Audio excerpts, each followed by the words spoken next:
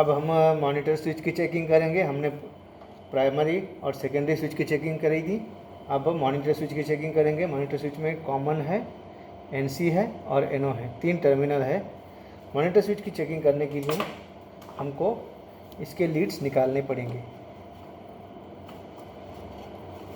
इसके लीड्स निकाल देते हैं, निकाल कर चेक करेंगे।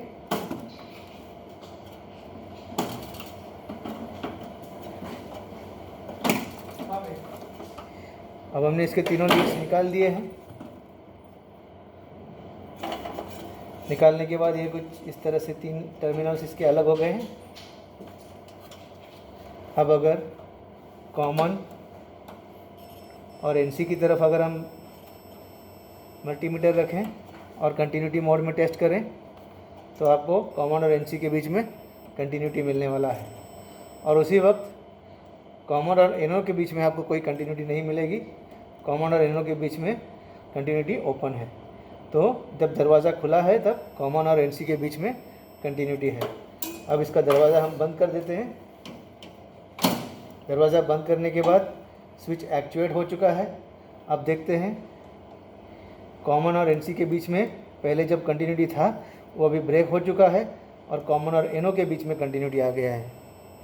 दरवाज़ा बंद होने पर कॉमन और एनओ के बीच में कंटिन्यूटी आ गया है और दरवाज़ा जब खुला हुआ था तब कॉमन और एनसी के बीच में कंटिन्यूटी आ गया है।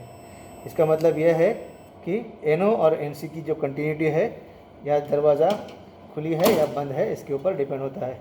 अब दरवाज़ा मैंने बंद कर दिया तो एनओ के साथ में कंटिन्यूटी है। दरवाज़ा जब मैंने खोल दिया है तो एनसी के साथ में कंटिन्यूटी है, एनओ के साथ में कंटिन्यूटी ब्रेक हो चुकी है। तो 3 टर्मिनल हैं इसके। तीनों टर्मिनल इस तरह से काम करते हैं कि मैंने जब दरवाज़ा बंद कर दिया कॉमन और एनओ के बीच में कंटिन्यूटी मिलेगा और जब मैं दरवाज़ा खोलता हूँ तो कॉमन और एनसी के बीच में आपको कंटिन्यूटी मिलेगा। अगर इस तरह से ये स्विच काम कर रहा है तो बिल्कुल सही है, वरना क्या होता है कभी कभी तीनों के तीनों टर्मिनल्स कंटिन्यूटी दिखाते हैं या ऑफ दिखाते हैं। इसका मतलब यह है कि ये स्विच ख़राब हो चुका है। अब ये स्विच बिल्कुल सही है क्योंकि दरवाज़ा खुलने पर कॉमन और एनसी के बीच में आपको कंटिन्यूटी आ रहा है, एनओ के बीच में बिल्कुल ब्रेक है। इस जांच के बाद ठीक उसी तरह से इसके वायर्स लगा लें जैसे हमने उसको निकाला था और फिर हम इसको फिर से शुरू कर सकते हैं काम करना।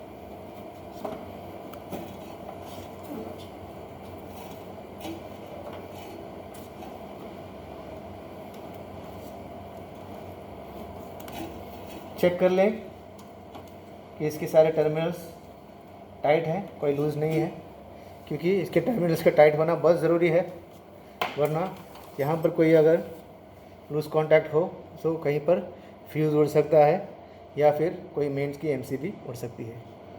Thank you.